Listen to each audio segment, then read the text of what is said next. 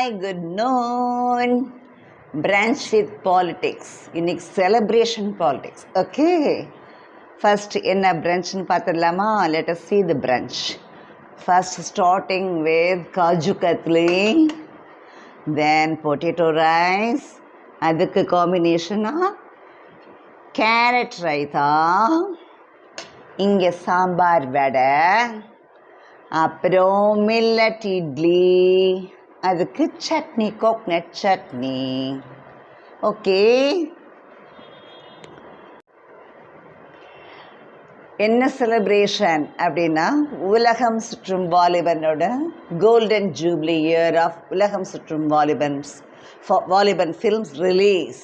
அதான் இன்றைக்கி நான் என்ன இவங்க எப்போவுமே எதுவும் எழுதாமல் அப்படியே சொல்லுவாங்கன்னா ஃப்ளோவில் எனக்கு ஃப்ளூவன்சி எல்லாமே என்ன பேசுகிறோங்கிறதுக்கு ஒரு அது என்னோடய ப்ளஸ் பாயிண்ட்டாக எல்லாருமே சொல்கிறாங்க நல்லா பேசுகிறீங்கன்னு. பட் இன்றைக்கி இதை ஒரு பாயிண்ட்ஸும் மிஸ் ஆகக்கூடாதுங்கிறதுனால நான் முன்னாடியே சொல்லியிருந்தேன் இல்லையா, புரட்சி தலைவர் புதிய தலைமுறைக்கு இந்த புக்கு நான் எழுதுனது, அதாவது மிஸ்டர் சௌமியன் எழுதுனது அப்படின்னு சொன்னேன் இல்லையா. அதிலிருந்து உலகம் சுற்றும் வாலிபன் உருவாக்கம் அப்படிங்கிறத அவர் எழுதியிருந்தார். நிறைய அந்த ஒரு சாப்டர், அது ஒரு சாப்டர் தனியாகவே அதை போட்டு அதில் எழுதியிருந்தார். அதிலிருந்து I have taken lot of points, I have noted the points. அவர் 15 பேஜஸ்க்கு மேலே எழுதியிருந்தார். அதிலிருந்து என்னுடையது தான் அது அவர் எழுதியிருந்தார்னா ஆல்ரெடி ஐ ஹவ் டோல்டு, அதாவது நான் ஷார்ட்ஸ் மாதிரி ஹிண்ட்ஸ் ஐ வில் கிவ், அதுலேருந்து ஹீ வில் டெவலப் அது மாதிரி செஞ்சது. அதனால் நான் அதிலேருந்து எடுத்து வச்சுருக்கேன், ஏன்னா ஒன்று கூட விட்டுறக்கூடாது அப்படின்னு சொல்லி I have noted main points அதிலேருந்து சொல்ல போகிறேன். ஓகே, தென் இப்போ ஃபஸ்ட்டு உலகம் சுற்றும் வாலிபன் யாரெல்லாம் இப்போ செலிப்ரேட் பண்ணிகிட்ருக்காங்க.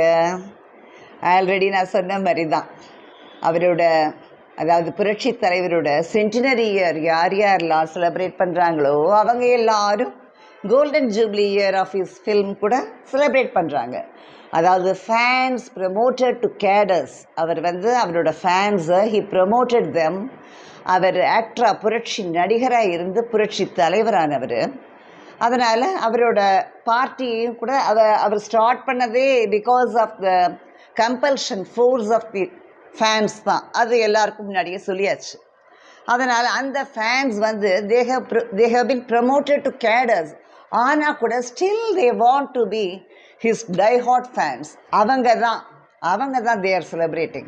பிகாஸ் இப்போ கட்சி என்ன 40 உடச்சாலும் நீங்கள் வச்சுக்கோங்கடா, உங்கள் கட்சி நீங்கள் வச்சுக்கோங்கடா, எவெல்லாம் பெனிஃபிஷியரிஸோ அவரால் பெனிஃபிட் ஆனவன்லாம் வச்சுக்கோங்க, எல்லோரும் வச்சுக்கோங்க, யார் வேணால் கிளைம் பண்ணுங்கள், எவன் வேணால் கிளைம் பண்ணுங்கள், அழிக்கிறேன்னு சொல்லுங்கள், எதை வேணால் சொல்லுங்கள், பட் அவரோட என்றைக்குமே மறையாது அப்படின்னு சொல்லி இவங்க கொண்டாடுறாங்க. யார்?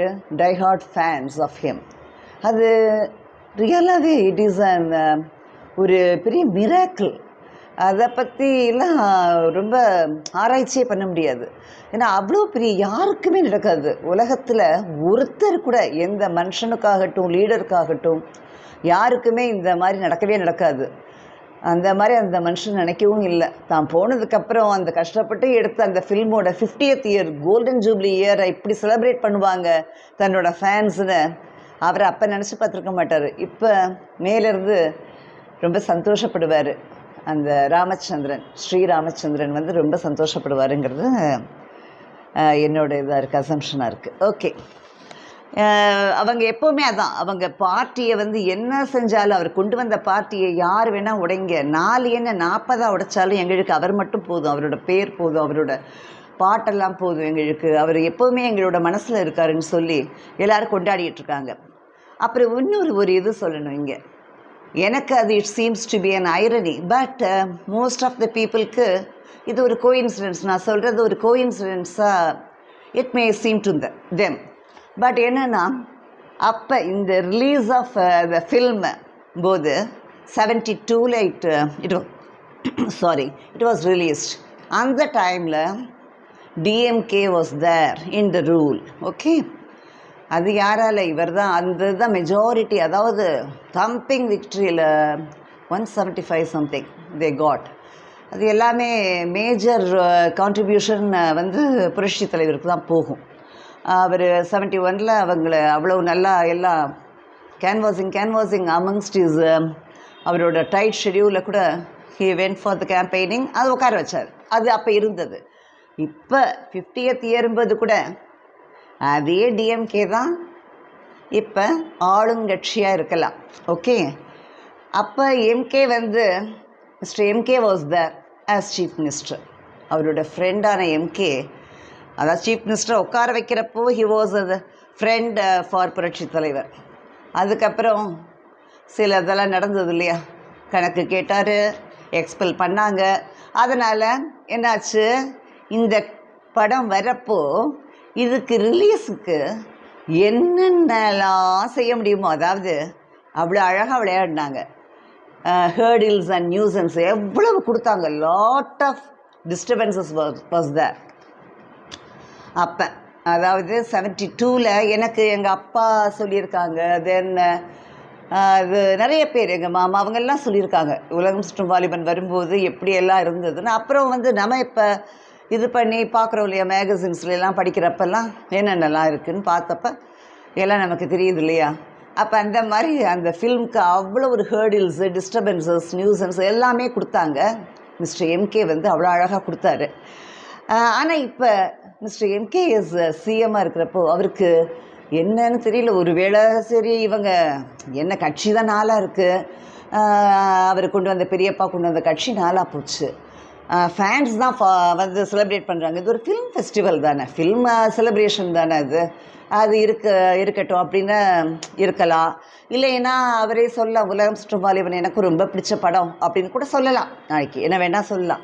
பட் இப்போ வந்து ஒன்றுமே இல்லை, அந்த செலிப்ரேஷனுக்கு ஒரு இடைஞ்சல் இல்லை. பார்ட்டி கொண்டாடாது, ஆனால் ஃபேன்ஸ் எப்போவுமே அவங்க செய்வாங்க. 1-2 ஃபார்மர் மினிஸ்டர்ஸ், எக்ஸ் மினிஸ்டர்ஸ் சொல்லுவாங்க. அவங்க ஸ்போக்ஸ் பர்சனாக இருக்கிற மிஸ்டர் ஜெயக்குமார் எப்போவும் சொல்லுவார், அவர் சொல்லலாம், அவ்வளோதான். இது வந்து இப்போ என்னென்னலாம் செஞ்சாங்க, என்னென்ன அழகு இதெல்லாம் அவங்களுக்கு அந்த ஃபில்ம் வர்றதுக்கு என்ன செஞ்சாங்கங்கிறத ஐ வாண்ட் டு சில இது மட்டும், எனக்கு எல்லா இதுவும் கம்ப்ளீட் டீட்டெயில்ஸ் தெரியாதுனாலும் சில டீட்டெயில்ஸ் ஐ ஹவ் நோட்டட் அந்த இதில் சொன்னதில் அதை சொல்லணும். என்ன செஞ்சாங்க அப்படின்னா, ஃபஸ்ட்டு இந்த ஃபில்ம் வர்றதுக்கு ரொம்ப முக்கியமாக ரெக்கார்டிங், எம்எஸ்வி ரெக்கார்டிங் பண்ணுற அந்த ரெக்கார்டிங் தியேட்டர் இருந்த அந்த இதில் ஸ்ட்ரீட்டில் பவர் கட், போஸ்ட்லேயே ஏறி பவர் கட் பண்ணிடுவாங்க. ஏன்னா எப்போ ரெக்கார்டிங் பண்ணுறதுக்கு போனாலும் அது நடக்கக்கூடாது. ஏன்னா எம்ஜிஆர் படம்னா பாட்டு தானே மெயின், அதனால் எப்படி பண்ணுறான் பார்ப்போம் அப்படின்னு செஞ்சாங்க. அதை மீறி என்னென்னலாம் அவர் பண்ணி அதோட 9 songs இன் தட், அதெல்லாம் சொல்ல முடியாத அளவுக்கு, எக்ஸ்ப்ரெஸ் பண்ண முடியாத அளவுக்கு அதில் டியூட்டி இருக்கும். செகண்ட் வந்து என்ன பண்ணாங்கன்னா, ஒரு இது அதாவது அங்கே எஸ் செகண்ட் திங் வந்து போஸ்டர்ஸ், மெயினாக போஸ்டர்ஸ். இப்போ எல்லாம் என்னென்ன ப்ரமோஷன் பண்ணுறதுக்கு, ஃபில்ம் ப்ரமோஷன் பண்ணுறதுக்கு, ஏன் ஈவன் ஒரு யூடியூப்பை ப்ரமோஷன் பண்ணுறதுக்கே lot of methods, technologies are there. அப்போ வந்து உங்களுக்கு மெயினாக போஸ்டர்ஸ் தான். அந்த போஸ்டர்ஸ்க்கே எம்கே கவர்மெண்ட் என்ன பண்ணதுன்னா டேக்ஸு ரொம்ப ஹையராக இது பண்ணாங்க. திடீர்னு கவர்மெண்ட்லேருந்து ஒரு இது வந்தது, இந்த மாதிரி இதுக்கெல்லாம் போஸ்டர்ஸ்க்கெலாம் இந்த அளவுக்கு ஒரு இது பே பண்ணணுன்னு. புரட்சி தலைவர் என்ன செய்கிறதுன்னு புரியலை. ஏன்னா அவர் வந்து அவரோட ஓன் ப்ரொடக்ஷன், அந்த ப்ரொடக்ஷனில் அவர் வந்து கொஞ்சம் அந்த இதெல்லாம் கம்மி எக்ஸ்பெண்டிச்சரை கம்மி பண்ணுறதுக்கு தன்னோட சைடில் இருந்து தன்னால் முடிஞ்சது என்னென்னா தன்னோட காஸ்டியூம் செலவை கம்மி பண்ணிட்டார். அவர் காஸ்டியூம்ஸே ரொம்ப பிரமாதமாக இருக்கும். ஆனால் இந்த ஃபிலிம்காக அவர் தனக்குன்னு எந்த ஒரு ஸ்பெஷல் காஸ்டியூம் வாங்கலை. அவர் வந்து ராமன் தேடிய சீதை, ஜெயந்தி ஃபிலிம்ஸ், அவர் செட்டியார் ஒருத்தட்ட தான் போய் தன்னோட அதில் யூஸ் பண்ண காஸ்டியூம்ஸ்லாம் வந்து அது வந்து வாங்கிட்டார். He borrowed from him. கேட்டால் அந்த அளவுக்கு அவர் கம்மி பண்ணணும்னு நினைக்கிறப்போ, இது என்ன புதுசாக டேக்ஸ் எல்லாம் போட்டால், சரி அப்படியே டேக்ஸ் இது பண்ணி நம்ம போஸ்டர்ஸை ஒட்டினாலும் லேம்ப் போஸ்ட் மேலே ஏறி பவர் இது ஃபியூஸ் எல்லாம் இது பண்ணுறதுக்கே ஆளுங்க இருக்கிறப்ப போஸ்டர்ஸ் என்ன எவ்வளோ நேரம் ஆகும் கிழிச்சு இருக்கிறதுக்கு. அதனால் அதுவும் நிற்க போகிறது இல்லைங்கிறது அவருக்கு தெரியும். அதனால் வேறு என்ன பண்ணலாம் அப்படின்னு யோசனை பண்ணுறப்போ அவருக்கு ஒரு ஸ்ட்ரைக் ஆனது தான். இன்னும் கூட நிறைய ஏன் நான் கூட என்னோடய ஸ்கூல் ரன் பண்ணுறப்போ ஆட்டோ பேக்கில் தென் இதில் எல்லாம் கூட அந்த வினைல் இது வந்து ஃப்ளெக்ஸ் இது மாதிரி திக்காக ஒரு இதில் வந்து மெட்டீரியலில் ஒரு அதை டேர் பண்ணவே முடியாது, அந்த அளவுக்கு ஸ்ட்ராங்காக இருக்கிறதுல கம்மியாக தான், அது கூட ரொம்பலாம் பண்ணல, அந்த இதுதான் பண்ணி அவரை அதை வச்சு தான் ப்ரமோஷன். அது ஒன்று தான் அந்த ஃபில்முக்கு மோட் ஆஃப் ப்ரமோஷன்னா அது ஒன்று தான் அந்த இது பண்ணார். அப்புறம் அந்த காலத்துலலாம் உங்களுக்கு நிறைய பேர் தெரிஞ்சிருக்கும், ஃபில்ம் வந்து ரோல் எடுப்பாங்க நெகட்டிவ், அந்த நெகட்டிவை ப்ராசஸ் அந்த க்ளீனிங் அந்த வாஷ் பண்ணுற அந்த ப்ராசஸ் இருக்கும். அந்த ப்ராசஸ்க்கும் என்னென்னா ரொம்ப அவருக்கு அந்த இதெல்லாம் ஹி காட் த இன்ஃபர்மேஷன், ஏன்னா சோர்ஸஸ் அவருக்கு நிறைய வச்சுருந்ததுனால அவர் கிடச்சிது. இந்த மாதிரி லேபில் வந்து கெமிக்கல்ஸ்லாம் வச்சு எடுத்துகிட்டு வந்து எல்லாத்தையும் வாஷ் பண்ணி இது பண்ணுறப்போ கெமிக்கலை யூஸ் பண்ணி இது பண்ணிட்டா அது எல்லாமே போய்டும்ல, அந்த மாதிரி ஒரு த்ரெட் இருக்கிறதா ஹி காட் த இன்ஃபர்மேஷன். ஆஹா இப்படிலாம் இருக்கா, சரி உடனே அதுக்கு என்ன பண்ணார், டக்குன்னு பாம்பேயில் ஒரு லேபில் போய் தானே பக்கத்தில் இருந்து அந்த ஃபில்ம் ரோல் எல்லாம் இது பண்ணி ப்ராசஸ் பண்ணி கொண்டு வந்தார். கொண்டு வந்தால் மட்டும் போதுமா, ரிலீஸ் பண்ணப்போ தியேட்டர்ஸில் அந்த ஃபில்ம் ரோல்லாம் வந்து அதை கிழிக்கிறதுக்கு ரெடியாக இருந்தாங்க. என்ன யார், ரவுடிஸ் அவங்கெல்லாம் வச்சு எல்லா பக்கமும் எல்லா தியேட்டர்ஸ்லையும். எங்கள் அப்பா சொல்லுவார், ஈவன் வர்ற இவங்களை ஆடியன்ஸஸை கூட நிறைய அடியெல்லாம் வாங்கிட்டு கூட, அதான் இன்னும் இருக்கான்ல அவனோட லீனியேஜ்லாம் தான் இருக்குது, அந்த மாதிரி ஃபேன்ஸ் இருந்ததுனால தான் இன்னும் அவரோட இது இருக்குது. பட் அதான் அந்த மாதிரி தியேட்டர்ஸ்லேயும் இருந்தது, ஆடியன்ஸஸ் அட்டாக் பண்ணவே ஒரு குரூப் இருந்ததுங்கிறப்போ அந்த ஃபில்ம் ரோலில் வந்து எப்படி கொண்டு வருவேன் அதை பார்க்குறோம், நீ ஆச்சு நான் ஆச்சு அப்படிங்கிற மாதிரி ஒரு இது இருந்தது. அதுவும் வந்து அவரோட ஃபேன்ஸு என்ன பண்ணாங்க, மறைச்செல்லாம் கொண்டு போய் தியேட்டரில் ஒவ்வொரு தியேட்டர்லேயும் யார் கொண்டு போகிறானே தெரியாத அளவுக்கு எஸ்கேப் ஆகி ஒவ்வொன்று இதாக பண்ணி கொண்டு போய் அப்படி வந்த ஃபில்மை. இது வந்து இப்போ யார் யாரோலாம் ஹீரோஸ் வந்து சொல்கிறாங்க இல்லையா, எனக்கு அவங்க இடைஞ்சல் கொடுத்தாங்க இவங்க இடைஞ்சல் கொடுத்தாங்க, போனவங்களை பற்றியெல்லாம் பேசுகிறாங்க இல்லையா, பிஹைண்ட் தெம் எவ்வளோ பெரிய கிரேட் ஹீரோஸ், அந்த மாதிரி ஹீரோஸ்லாம் பேசுகிற ஃபில்ம்ஸை பற்றி அவங்களோட ரிலீஸ் ஆஃப் த ஃபில்மை யார் ஓப்பனாக எல்லாருக்கும் தெரிஞ்ச விஸ்வரூபம் எடுத்தவர் சொன்னார் இல்லையா, மிஸ் ஜெயலலிதா பீரியடில் வந்து என்ன பண்ணாங்கன்னு சொல்லி போனதுக்கப்புறம் பேசிகிட்டு இருந்தார் இல்லையா, ஸ்டேட்மெண்ட் வீர தீரமாக ஒரு ஸ்டேட்மெண்ட்லாம் கொடுத்தார் இல்லையா. தலைவரோட ஃபேன் அப்பப்போ சொல்லிப்பார், ஆனால் தலைவர் எவ்வளவு ஒரு இந்த ஃபில்மை கொண்டு வர்றதுக்கு அவர் பட்ட கஷ்டங்கிறது, he was the hero, he is still the hero. அவர் போனதுக்கப்புறம் கூட ஹீரோ. ஏன்னா மாஸ் எல்லாம் அப்படி செலிப்ரேட் பண்ணுறாங்க, எல்லாருக்கும் சொன்ன மாதிரி சென்டினரி இயர் என்ன அவனோட ஃபில்மை ஓட்டுறதுக்கே வாரிசெல்லாம் உட்காந்துருக்காங்க ப்ரமோட் பண்ணுறதுக்கு. ஏன்னா அவங்களுக்கும் நாளைக்கு அந்த வாரிசும் அவங்க அங்கே வந்து லைவ்லிஹுட்டை நடத்துறதுக்காக பண்ணிகிட்ருக்காங்க. ஆனால் எவ்வளவு டிஸ்டர்பன்ஸஸை இமேஜின் பண்ணி பாருங்கள், தாண்டி வந்த ஃபில்ம் தான் இன்றைக்கி கோல்டன் ஜூப்ளி இயரை செலிப்ரேட் பண்ணிட்டு இருக்கிற ஃபில்ம் தான் உலகம் சுற்றும் வாலிபன். உலகம் சுற்றும் வாலிபனுக்கு இன்ஷியேட் ஆனது வந்து நிறைய பேருக்கு சரியாக தெரியாது. இது இன்ஷியேட் ஆனது தலைவருக்கு எப்போன்னா டியூரிங் அன்பேவா இட் செல்ஃப். அதெல்லாம் நான் வந்து தலைவரை பற்றி பேசுகிறேன்னா, புரட்சி தலைவர் எம்ஜிஆரை பேசுகிறேன்னா, அவரை நான் வந்து நிறைய லாட் ஆஃப் திங்ஸ் எனக்கு அப்படியே பை அப்சர்வேஷன் தான் என்னோடய அசம்ஷன், இதுதான் நான் எப்படி அவரை என்னோடய ஆங்கிளில் பெர்செப்ஷனில் பார்க்குறேங்கிறது தான் ஐ எம் கிவிங்.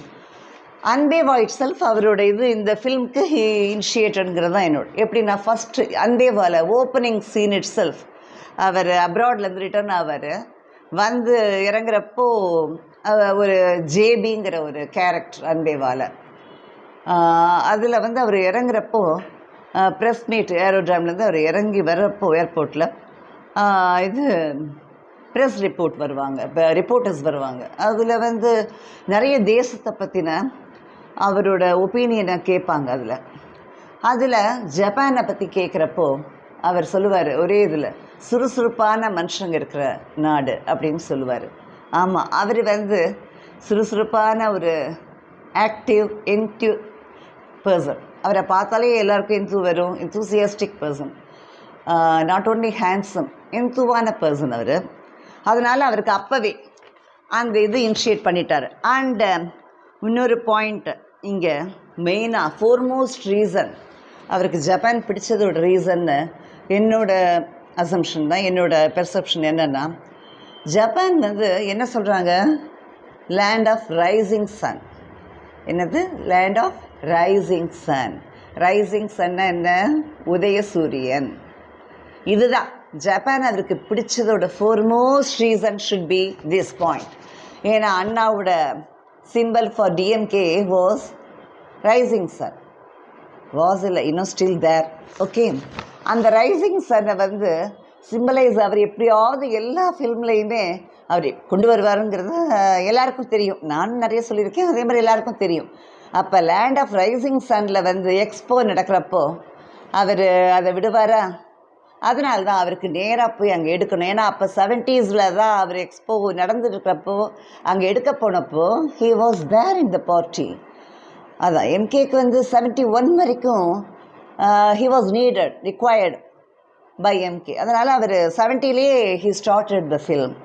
எக்ஸ்போவில் போய் எடுத்தார். அப்போ வந்து ரைசிங் சன்னை வந்து சிம்பிள் பண்ணுற அந்த இதுக்கு நம்ம போய் எடுக்கணும் அப்படிங்கிறதுக்காக அவர் போய் அதை எடுத்தார்.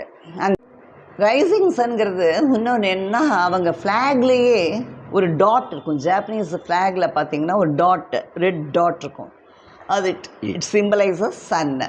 அதனால் அவருக்கு மெயினாக அங்கே போய் எடுத்ததோட ரீசனே எல்லாமே பார்ட்டிக்காக தான். டிஎம்கேன்னு இருந்த பர்சன் அப்படி அதை போய் எடுத்தாருங்க. தென் அனதர் சிமிலாரிட்டி, நம்ம சிமிலாரிட்டிஸை பார்ப்போம். இதெல்லாம் வந்து இனிஷியேட்டிவ் அண்ட் இது reasons for Mister MGR to take the film Ulagam Sutrum வாலிபன்கிறத வி சா.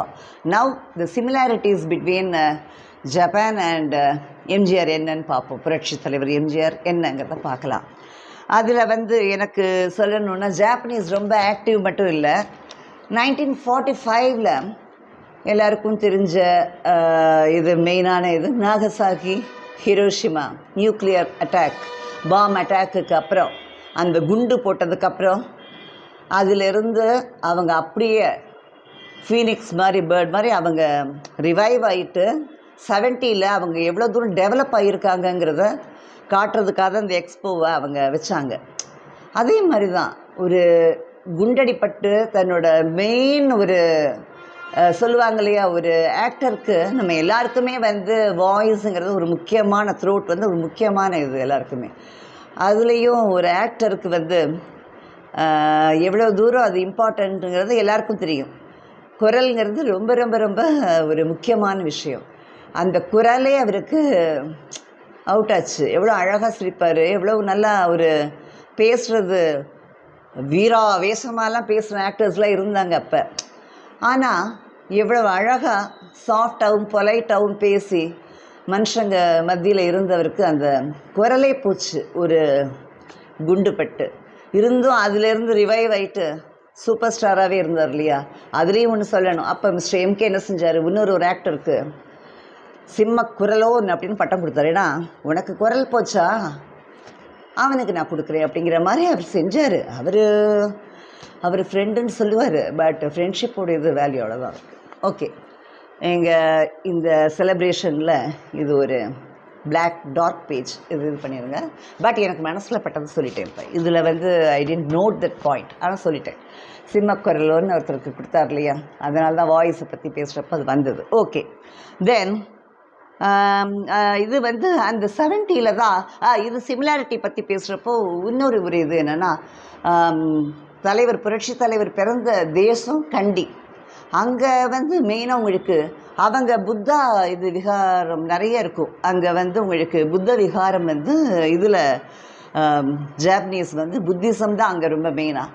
இவர் இங்கே அவரோட ஃபிலிம்ஸ்லாம் எல்லாருக்கும் தெரியும், புத்தன், ஜீசஸ், தென் காந்தி 3 பேரையும் ஒரே இதில் லெவலில் வச்சு அவர் ஆராதனை பண்ணவர், அந்த மாதிரி பர்சன் அவர்.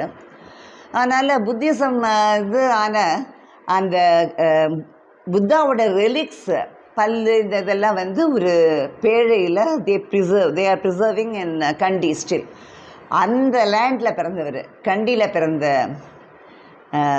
அந்த கண்டி மண்ணில் பிறந்த தலைவன் அவன்.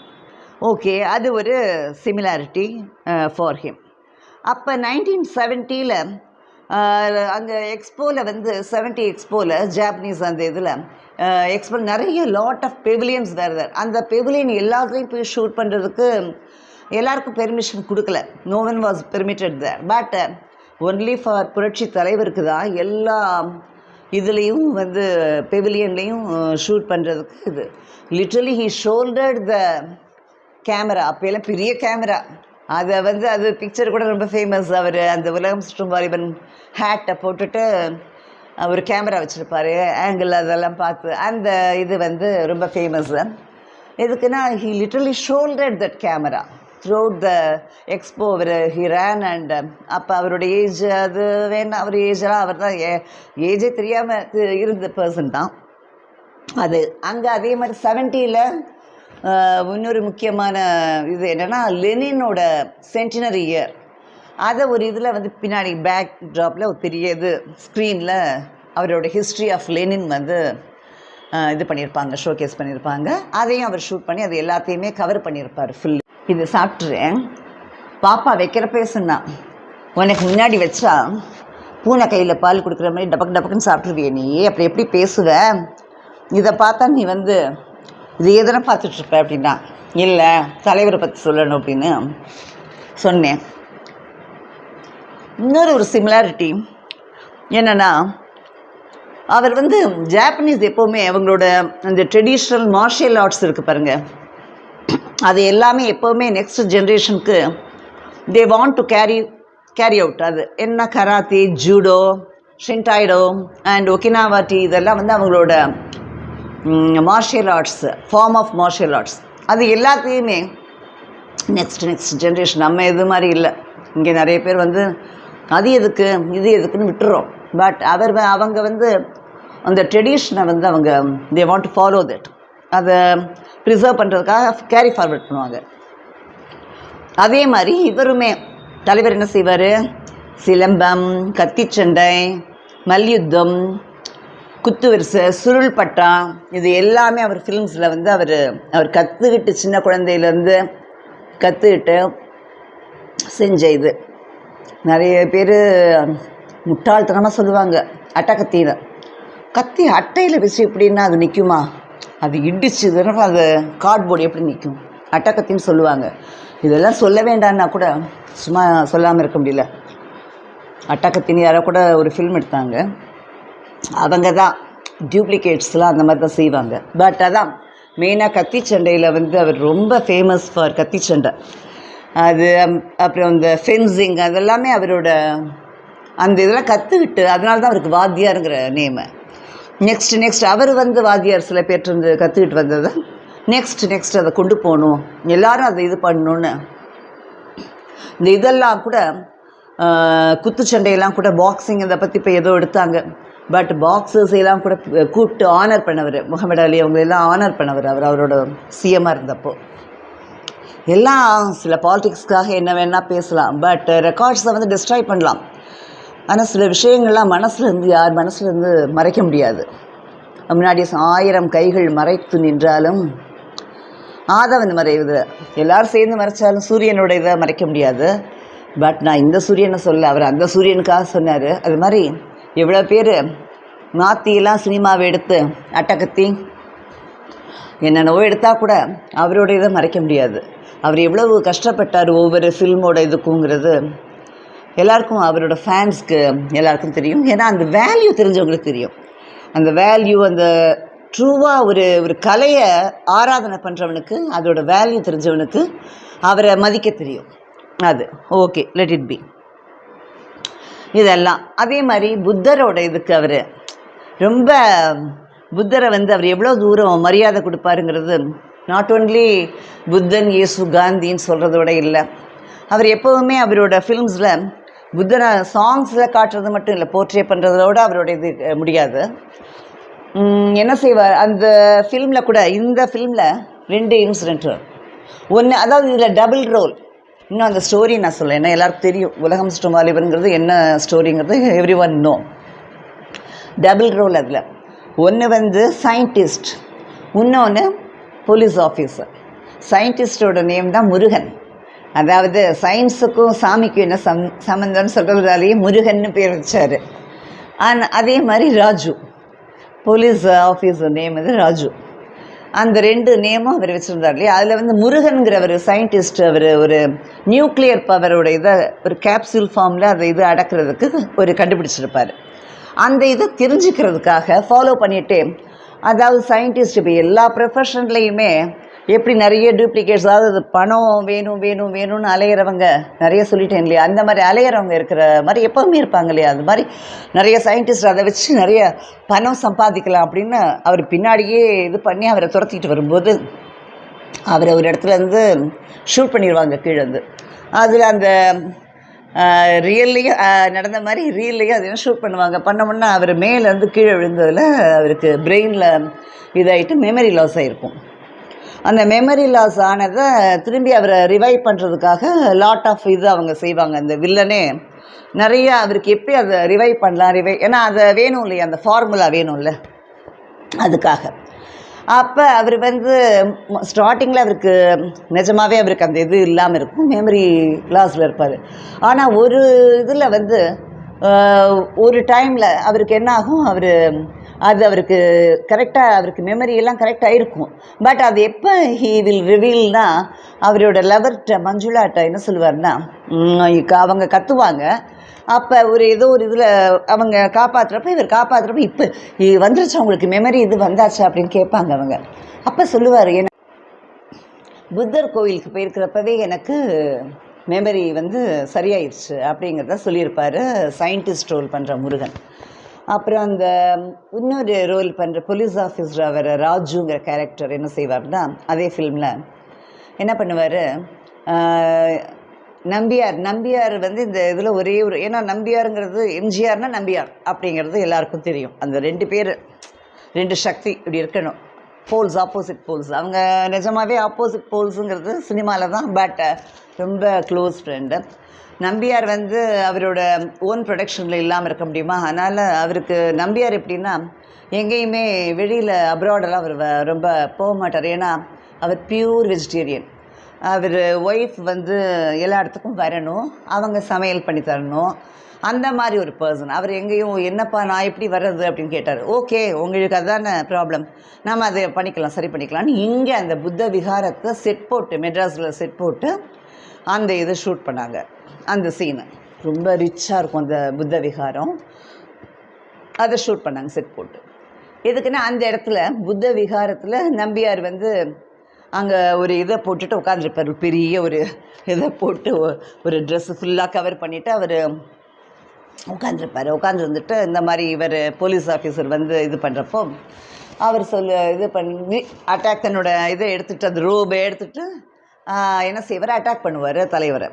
நிறைய பேர் சொல்லுவாங்க, எம்ஜிஆர் இன்னும் காமெடியெல்லாம் சொல்லுவாங்க, எம்ஜிஆரா வந்து அவர் என்ன, எனக்கும் எம்ஜிஆர் மாதிரி வீரம் வந்துருச்சு, இந்த மாதிரி இங்கே வந்து பிளட் இப்படி 3 அடி வாங்குவார், இந்த இடத்துல ஒரு பிளட் வந்தோன்னே இப்படி தொடச்சிட்டு பதிலுக்கு அடிப்பாருங்கிறது சொல்லுவாங்க.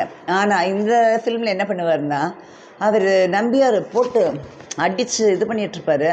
ஆனால் பதிலுக்கு ஒன்றுமே அடிக்காமல் வெளியில் அந்த புத்திஸ்ட் அந்த மொனாஸ்ட்ரியை விட்டு வெளியில் வந்ததுக்கப்புறம், இவ்வளோ நேரம் நீ அங்கே கொடுத்த நான் வாங்கிட்டு இருந்தேன், ஏன்னா அது புத்தர் இருந்த இடமா இருந்தது, அதனால் நான் வாங்கிட்டு இருந்தேன், இப்போ நான் கொடுக்குறத நீ வாங்க அப்படின்னு சொல்லிட்டு அட்டாக் பண்ணுவார். இந்த ஃபிலிமில் அந்த மாதிரி, ஏன்னா புத்தருக்கு ஒரு மரியாதை பண்ணுறது அந்த மாதிரி. அதே மாதிரி அம்பேத்கர் கூட லாஸ்ட்டாக புத்திசம்க்கு ஹி கன்வெர்ட்டட், வந்து கன்வெர்ட் ஆகிட்டு அவரோட ஃபாலோயர்ஸ்லாம் அப்படி நிறைய பேர் புத்திசம் கன்வெர்ட் ஆனாங்க, அது எல்லாருக்கும் தெரிஞ்ச விஷயம். பட் அதான் அம்பேத்கரை வந்து எதுக்கு சொல்கிறேன்னா, அம்பேத்கர் புத்திசம் இது பண்ணதுனால அது சொல்கிறேங்க. தென் இப்போ கம்மிங் டு சாங்ஸ், ஏன்னா சாங்ஸ், எம்ஜிஆர் ஃபிலிம்னா சாங்ஸு அப்படிங்கிறது ஒரு பெரிய பிளாக் பஸ்டர். அவருடைய எல்லா ஃபிலிம்ஸ்லேயும் தத்துவ பாட்டு, ரொமான்டிக் சாங்ஸ் எல்லாமே இருக்கும். அதான் மெசேஜ் சொல்கிறதுங்கிறது குழந்தைங்களுக்கு எல்லாருக்குமே மெசேஜ் இருக்கும். அதில் எவ்வளோ அழகாக ஒரு டியூயட்டில் கூட அது மெசேஜ் இருக்கும். அது வந்து ரொம்ப கீனாக அப்சர்வ் பண்ணுறவங்களுக்கு தான் தெரியும் வந்து இது. பட் மெசேஜ் இருக்கும், இந்த லாட் ஆஃப் மெசேஜஸ் தான் எப்போவுமே அதே மாதிரி டான்ஸ் ரொம்ப பியூட்டிஃபுல்லாக கோரியோகிராஃப் ஆகிருக்கும். ஏன்னா அவர் நல்லா ஜம்ப் பண்ணி அழகாக ஸ்டெப்ஸ்லாம் கொடுப்பாரு. Then beautiful heroines will be there with him.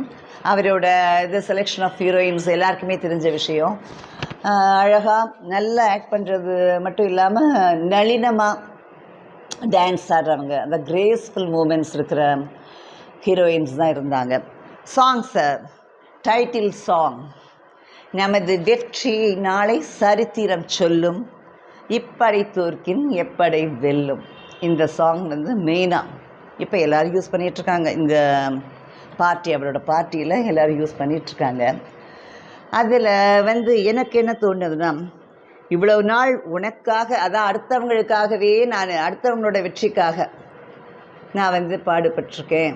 இன்னும் இது என்னோட வெற்றியை நோக்கி சரித்திரம் சொல்லும் பாரு அப்படின்னு அது அவர் கொடுத்துருக்காரோ, ஒரு வார்னிங் மாதிரி கொடுத்துருக்காரோன்னு எனக்கு தோணும். ஏன்னா அது வரைக்கும் அவர் செஞ்ச எல்லா சாங்ஸ்லேயுமே இன்னொருத்தருக்காக தான் ஆல்வேஸ் அவர் இருந்த பார்ட்டின்னு அதுக்காகவே அவர் வந்து அவரோட ஃபில்ம்ஸில் கேரியரில் ஃபுல்லாகவே ஹி ஸ்பெண்ட். அது ஒரு 80% ஆஃப் ஹிஸ் ஃபில்ம் இண்டஸ்ட்ரியில் அவர் இருந்த வரைக்கும் அவரோட ரோல் வந்து அவர் இன்னொருன்னு நினைக்கல, பட் அதான் அவர் இன்னொரு பார்ட்டிக்காக, அதோட ப்ரமோஷனுக்காக தன்னோட கேரியரை ஃபுல்லாக ஹி ஸ்பெண்ட். இதில் தான் ஃபஸ்ட்டு எடுத்தோன்னுமே இந்த சாங் வரும். அதாவது என்னோட வெற்றியை நீ பார்ப்ப அப்படிங்கிறத அவர் செஞ்சுருக்காரு. இது ஃபஸ்ட்டு சாங். செகண்ட் வந்து லில்லி மலருக்கு கொண்டாட்டம் உன்னை பார்க்கையிலே, அது ரொம்ப அழகான சாங்கு. அது மலேசியா அண்ட் ஹாங்காங்கில் எடுத்தது, பிக்சரைஸ் பண்ணது அது. தென் சிரித்து வாழ வேண்டும் பிறர் சிரிக்க வாழ்ந்திடாதே, எவ்வளோ அழகான மெசேஜ் இல்லையா? ரொம்ப அதில் எவ்வளோ பெரிய தத்துவம் இருக்குது. சிரித்து ஹாப்பியாக வச்சுக்கோ, பட் இன்னொருத்தர் சிரிக்கிற மாதிரி அசிங்கமாக நடந்துக்காத அப்படிங்கிறது தான் குழந்தைங்களுக்கு சொல்கிற மாதிரி அந்த ஸ்கூல் கோயிங் சில்ட்ரன் கிட்ஸோட வச்சு அந்த இதை பாடியிருப்பார். அந்த இதுக்கு டைகர் பாம், சிங்கப்பூர் டைகர் பாம்பில் இட் வாஸ் ஷார்ட். தென் நிலவு ஒரு பெண்ணாகி அந்த சாங்கு, அது வந்து ஹாங்காங்கில் பிக்சரைஸ்டு. தென் தங்கத்தோணியிலே, ஃபிஃப்த்து சாங், தங்கத்தோணியிலே தவிழும் பெண்ணிலவே, ஜேசுதாஸ் பாடின அண்டு சுஷீலா பாடின சாங். அது ஹாங்காங் சீ வாட்டர்ஸில் எடுத்தது. அந்த சாங் போது ஒரு ஃப்ளைட் கூட போகும் அழகாக, அதுக்கு ஒரு நிமிஷம் நிப்பாட்டிட்டு அப்படியே அழகாக அதை காட்டுவார், ரொம்ப நல்லா இருக்கும். தென் சிக்ஸ்த் ஒன் பன்சாயி, அது எல்லாரும் ஈஸ்வரி பாடின சாங்கு, ஜாப்பனீஸ் மியூசிக் பேக்ரவுண்டில் அது பிக்சரைஸ் பண்ணது அந்த சாங்கு, ரொம்ப நல்லா இருக்கும் அது. Then eighth one, sixth one banzai, seventh one under வாட்டரில் அவள் ஒரு நவரச நாடகம், அது எஸ்பிபி பாடின சாங்கு, ஒரே மாதிரி ரொம்ப அழகாக இருக்கும் அதை சொல்கிறப்போ எனக்கு மெயினாக ஒன்று ஞாபகம் வந்தது. என்னென்னா அவருக்கு அண்டர் வாட்டரில் எடுக்கிற சாங்ஸ்னால் வந்து அவருக்கு ரொம்ப பிடிச்ச ஒரு இது. டெக்னாலஜி இம்ப்ரூவைஸ் ஆகிறதுக்கு முன்னாடி, ரொம்ப டெவலப் ஆகிறதுக்கு முன்னாடியே அவரோட ஃபஸ்ட்டு ஃபில்ம், அதாவது first film in the sense அவர் வந்து ப்ரொடக்ஷன் கம் டிரெக்ஷன் பண்ண ஃபஸ்ட்டு ஃபில்ம் நாடோடி மன்னன். அந்த ஃபில்மில் ஹி இன்ட்ரடியூஸ்ட் சரோஜா தேவி. அந்த சரோஜா தேவியோட ஒரு சாங் வச்சுருப்பார் அண்டர் வாட்டரில். அது கொஞ்சம் ரொம்ப ராவாக, ரொம்ப இது இல்லாமல் எடுத்தது, அவ்வளோ தூரம் ரொம்ப டெவலப் ஆகாமல் எடுத்த ஒரு சாங் அது. ஆனால் அவருக்கு அண்டர் வாட்டர் இது பிடிக்குங்கிறதுனால அதை எடுத்திருப்பார். கண்ணில் வந்து மின்னல் போல் காணுதே இந்த காவியக்கலை ஓவியமேனு. இதில் அவள் ஒரு நவரச நாடகங்கிறது இவங்களோட ஜாப்பனீஸ் பேலே இதோட ரொம்ப அழகாக பிக்சரைஸ் பண்ணியிருப்பாங்க. இதில் வந்து இந்த அண்டர் வாட்டர் சாங் போது இந்த ஃபில்மில் யார் இன்ட்ரடியூஸ் பண்ணார்? மிஸ் லதா அவங்கள இன்ட்ரடியூஸ் பண்ணார் இந்த இதில். அவங்களுக்கு ஒரு அண்டர் வாட்டர் சாங்கு அதே மாதிரி அது எனக்கு ஸ்ட்ரைக் ஆனதுனால சாட் அப்போ சொன்னேன். அதை உருவாக்கத்தில் அவர் எழுதியிருந்தார் அந்த இதை எப்படின்னா, அந்த சாங் வந்து ரொம்ப அழகாக எடுத்திருப்பாங்க. அந்த பேலே இதோட மியூசிக்கோட ரொம்ப அழகாக இருக்கும், டான்ஸோட அண்டர் வாட்டரில் ஆடுறது. தென் 8th சாங் டாப் ஹிட். அது என்னென்னா பச்சை கிளி முத்துச்சரம். அது வித் தாய்லாண்ட் ஆக்ட்ரஸ் மிஸ் மேடா ருக்ரீட்டா அவங்களோட எடுத்தது. இன்னும் விசில் பறக்கும் இல்லையா தியேட்டரில். அது ஸ்டில் எங்கே போட்டாலும் எல்லோரும் எழுந்துச்சு அந்த சாங் ஆடுறது உண்டு. அது ரொம்ப நல்லா இருக்கும். தாய்லாண்டு பேலஸில் அந்த தாய்லாண்டு அவங்க காஸ்டியூம்ஸில் அந்த கல்ச்சர் இதை பேஸ் பண்ணி அந்த மியூசிக் இதோட எடுத்த சாங். அது கொஞ்சம் லைட்டாக அங்கங்கே வரையுது. பச்சை கிளி முத்துச்சரம் வந்து ரொம்ப பியூட்டிஃபுல் சாங். இன்னும் எல்லாருக்கும் பிடிச்ச அந்த லிஸ்ட்டில் வந்து அது ஒன்று இருக்கும். தென் 9th one, the top most, உலகம் அழகு கலைகளின் சுரங்கம். அது இன்சைடு எக்ஸ்போ ஃபுல்லாகவே அந்த பெவிலியன்ஸ் எல்லாமே கவர் பண்ணி எடுத்த ஒரு மெயின் சாங். அது டைட்டில் சாங் மாதிரி. அது டைட்டிலில் வந்து இது இருந்தால் கூட டைட்டிலில் இது கொண்டு வந்த சாங் அது உலகம் அழகு கலைகளின் சுரங்கம்ங்கிறது அந்த சாங்கு. இந்த இடத்துல இன்னொன்று சொல்லணும். ஆனந்த விகடனில் அந்த டைமில் இந்த ஃபில்ம் ரிலீஸ் ஆன டைமில் விமர்சனம் பண்ணுவாங்க இல்லையா, அதில் அவங்க என்ன போட்டிருந்தாங்கன்னா 10 கமாண்ட்மெண்ட்ஸ் எடுத்த இட்டாலியன் டிரெக்டர் சிசில் பி டெமிலிங்கிறவரை நம்ம இந்தியன் சிசில் பி டெமிலி எம்ஜிஆர்னு சொல்லி போட்டிருந்தாங்க. அந்த இது வந்து நான் எல்லாமே தலைவரை பற்றி பிடிச்சவங்களுக்கு அவரோட எல்லா இதையும் கட்டிங்ஸ் வேறு கட்டிங்கில் இந்த கட்டிங்கை கட் பண்ணி எல்லாத்தையும் எடுத்து சேர்த்து வைப்போம். எல்லாத்தையும் எங்கே இருந்தாலும் இன்னும் கூட வர்றதையெல்லாம் படிப்போம். அது மாதிரி இருக்கிறத வந்து சொல்லி போட்டிருந்தாங்க அதில். அந்த இதில் வந்து ஆனால் சிசில் பி டெமிலின்னு அவங்க சொல்லலாம். பட் தலைவருக்கு இண்டிவிஜுவல் ஸ்டைல் எல்லாமே அவர் முன்னாடி அவரோட இன்டர்வியூலேயே ஒன்றில் சொல்லியிருந்தார். ராஜ் கபூர் மாதிரி அந்த படம் எடுங்களேன் இந்த படம் எடுங்களேன்னு யாரோ ஒரு ரிப்போர்ட்டர் கேட்டப்போ அது ராஜ் கபூர், இது இந்த ராமச்சந்திரன் அப்படின்னு சொல்லியிருந்தார். என்னால் என்ன முடியுமோ அது என்னோடய ஸ்டைலில் தான் எடுப்பேன் அப்படிங்கிற மாதிரி சொல்லியிருந்தார். அது மாதிரி அவர் தன்னோட ஸ்டைல் தான். அதே மாதிரி தலைவரை ஃபாலோ பண்ணுற எல்லாருமே ஒரு இண்டிவிஜுவாலிட்டி இருக்கும். அவங்கன்னு ஒரு இப்போ ஈவன் நான் கூட எனக்கு ஒருத்தரையும் காப்பி பண்ணுறதோ இல்லை அவங்கள மாதிரி செய்கிறதுலாம் பிடிக்காதுன்னா அவங்களுக்கு ஒரு இண்டிவிஜுவல் இது இருக்கணும். அப்போ தான் வர முடியும் நல்லாங்கிறது.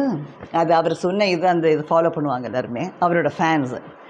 அது சொல்லியிருந்தாங்க. இன்னொரு விஷயமும் மெயினாக நாடோடி மன்னனை ஃபஸ்ட்டு அவர் வந்து அதுக்கு முன்னாடி ஆர்டி அசிஸ்டன்ட் டிரெக்டராக இருக்கலை, எதுவும் இது பண்ணல.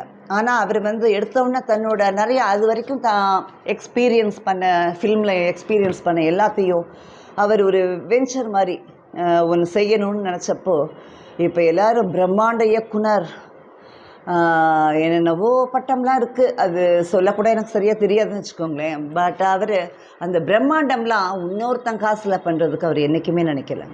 பிரம்மாண்டத்தை தன்னோட ஓன் இதில் தான் சம்பாதிச்சதை போட்டு அந்த பிரம்மாண்டத்தை செய்யணும். ஏன்னா அந்த பிரம்மாண்டம் வந்து சரியாக ரீச் ஆகாமல் வசூல் பண்ணாமல் போனால் என்ன செய்கிறது? இன்னொருத்தனை வந்து தலையில் துண்டு போட வைக்கிறதா? இல்லை. அதனால் தானே தான் எந்த ஒரு வெஞ்சரும் ஒரு அட்வென்ச்சருங்கிறது அவனே செய்கிறது தான் அட்வென்ச்சர். இன்னொருத்தன் காசில் செய்கிறது அட்வென்ச்சர் இல்லை. அதை ப்ரூவ் பண்ணி காட்டினதும் தலைவர் தான். ஏன்னா அந்த நாடோடி மன்னனில் அவர் அப்படி தான் தானே தான் தனக்கு வேண்டிய எல்லாம் தான் நினைக்கிறது எல்லாம் எடுக்கிறதுக்கு நிறைய கடன்லாம் வாங்கி இந்த படம் சக்ஸஸ் ஆனால் நான் வந்து மன்னன், இல்லையா ஃப்ளாப் ஆனால் நான் நாடோடின்னு சொன்னார். ஆனால் நாடோடிங்கிறத இல்லை. அதுக்கப்புறம் நாடோடியும் படம் எடுத்தார். பட் மன்னனாக தான் இருந்தார் லாஸ்ட் வரைக்கும் சொல்லுவாங்க எல்லோரும் சொல்கிறது. அது அதே மாதிரி உலகம் சுற்றும் வாலிபனும் தன்னோட ஓன் ப்ரொடக்ஷன், எம்ஜிஆர் ப்ரொடக்ஷன் தான். அதான் ஸ்டார்டிங்கில் நான் சொன்னேன் பாருங்கள், அவரோட காஸ்டியூம் எக்ஸ்பெண்டிச்சரை. ஏன்னா மிச்சம் எல்லாருக்கும் செய்யணும் இல்லையா? ஏன்னா இப்போ ஃபாரின் போனால் எல்லோரும் அங்கே ஜாலியாக என்ஜாய் பண்ணுறதுக்கு இவ்வளோ தூரம் கூப்பிட்டு போகிறாரு ஒருத்தர், எல்லாம் வேணும்னு நினைப்பாங்க. அதனால் அதெல்லாம் என்ஜாய் பண்ணுறதுக்கு அவங்களுக்கு நிறைய செலவாகுங்கிறதுனால அதை இது பண்ணி தான் கால்குலேட் பண்ணி அவர் தன்னோட காஸ்டியூம் செலவை கம்மி பண்ணிட்டார். பட் அதான் இது தான் தன்னோட செலவில் தன்னோட இதில் தான் எடுக்கணும்னு நினைக்கிறத தன்னோட சொந்த காசாக இருக்கிறது தான். அதான் கடைசி வரைக்கும் அவர் சொந்த காசை தான் எல்லாருக்கும் கொடுத்தாரு. அதே மாதிரி சொந்த காசில் தான் அவரோட சொந்த காசில் தான் இன்னும் அவரோட சமாதியெல்லாம் கூட மெயின்டைன் பண்ணுறாங்கங்கிறத லாஸ்ட் இதில் சொல்லியிருந்தேன் பாலிட்டிஷியன்ஸ்க்கு ஒரு நோட்டாக. அது மாதிரி ஒரு கிரேட் பர்சனாலிட்டி. அவரை வந்து ஒரு வெறும் வார்த்தையால் சொல்லி யாராலையும் பிடிக்க முடியாது. தன்னோட இதை எக்ஸ்பெரிமெண்ட் பண்ணுறதுக்கு அவர் செஞ்சது எல்லாமே தன்னோட ஓன் இதில் தான் பண்ணியிருக்காரு, இன்னொருத்தரோட இதில் பண்ணல. அதனை அந்த மாதிரி ஒரு பர்சனாலிட்டி.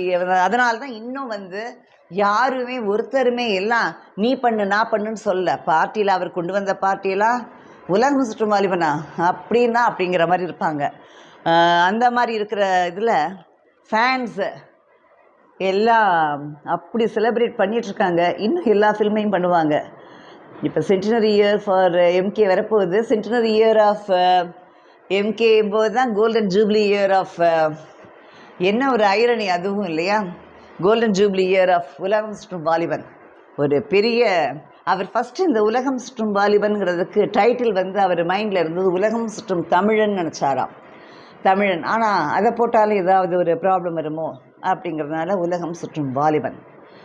அவர் வாலிபன் தான் லாஸ்ட் வரைக்கும். He was very young in his heart. அந்த மாதிரி ஒரு நல்ல ஒரு பர்சனை என்றைக்கும் யாரும் மறக்க மாட்டாங்க. அவரோட ஃபில்ம்ஸ் எல்லாமே எல்லாருக்கும் ஒரு பெரிய பாடம். நாட் ஓன்லி உலகம் சுற்றும் வாலிபன், எல்லா ஃபில்ம்ஸுமே ஒரு லெசன் தான்.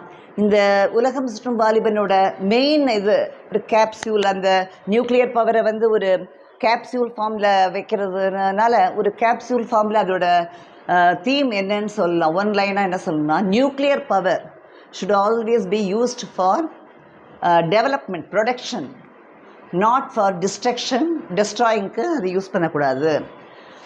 அணு ஆயுதம், அணுசக்திங்கிறது ஒரு நல்ல ஒரு தேசத்தை விருத்தி பண்ணுறதுக்கும் ப்ரொடக்ஷனுக்கும் அதோட டெவலப்மெண்ட்டுக்கும் யூஸ் பண்ணணும். நாட் ஃபார் டெஸ்ட்ராயிங்க்கும் அழிவுக்கும் யூஸ் பண்ணக்கூடாதுங்கிறது தான் இந்த ஸ்டோரியோட ஒன் லைன். இது எல்லோரும் இப்போ பார்க்காதவங்கெல்லாம் இப்போ இருக்கிற ஜென்ரேஷனை பாப்பாவை கூப்பிட்டு போய் காட்ட போகிறோம். நீங்களும் உங்கள் குழந்தைங்களை கூட்டு போய் காட்டுங்க எவ்வளோ அழகாக ஒருத்தர் எடுத்திருக்காருங்கிறத. You can also carry forward that legacy to your next generation. Okay? Bye. நான் இதை சாப்பிட போகிறேன். Bye.